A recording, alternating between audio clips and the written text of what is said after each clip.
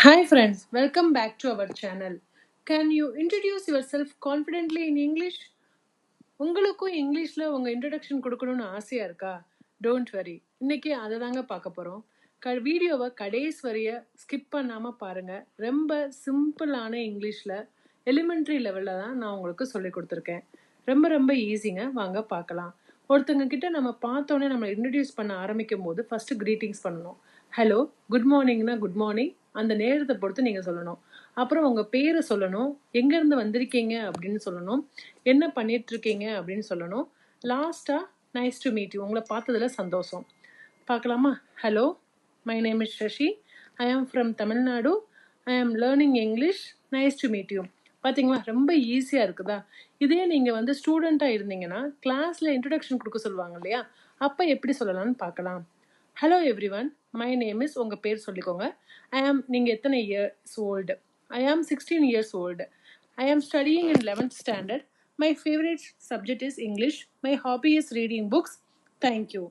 பார்த்தீங்களா, சிம்பிளாக உங்கள் பேரை சொல்கிறீங்க, எங்கேருந்து வந்திருக்கீங்க அப்படின்னு சொல்கிறீங்க, நீங்கள் என்ன பண்ணுறீங்க அப்படிங்கிறத சொல்கிறீங்க, உங்கள் ஹாபியை சொல்கிறீங்க, அப்புறமா நீங்கள் தேங்க்ஸ் சொல்கிறீங்க. இந்த மாதிரி சிம்பிள் சென்டென்ஸை யூஸ் பண்ணி நீங்கள் இன்ட்ரடியூஸ் பண்ண பழகுங்க. ஈஸியாக சிம்பிளாக ஸ்கிரிப்பாக சொல்லுங்கள். அடுத்து நீங்கள் ஒரு ரேண்டமாக ஒருத்தவங்க சந்திக்கும் போது உங்கள் இன்ட்ரடக்ஷன் எப்படி கொடுக்கலான்னு பார்க்கலாம். My name is Ravi, I work as a software engineer, I live in Chennai, I enjoy learning new skills, I am happy to be here, thank you. ஓகேவா? ரொம்ப காம்ப்ளிகேஷனாக அட்வான்ஸ் லெவலில் சொல்லணும்னு தேவையே இல்லை. சிம்பிளான சென்டென்ஸை யூஸ் பண்ணி கிறிஸ்பாக ஷார்ட்டாகவும் நம்ம சொல்லலாம். ஸோ என்னென்ன சொல்லலாம்னு பார்த்தோம் இல்லைங்களா, எப்படி சொல்லக்கூடாதுங்கிறத நம்ம பார்ப்போம் வாங்க. எப்பவுமே நீங்கள் ஸ்டார்ட் பண்ணும்போது மை செல்ஃப் அப்படின்னு சொல்லிட்டு உங்கள் பேரை சொல்லக்கூடாது.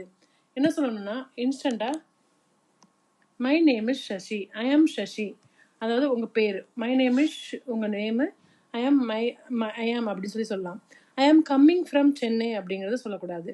ஐ ஆம் ஃப்ரம் சென்னை அப்படிங்கிறது தான் கரெக்டான வேர்டு. மை ஏஜஸ் அப்படின்னு சொல்லிட்டு உங்கள் ஏஜ் சொல்லக்கூடாது. ஐ ஆம் 25 years ஓல்டு, அந்த மாதிரி தான் சொல்லணும்.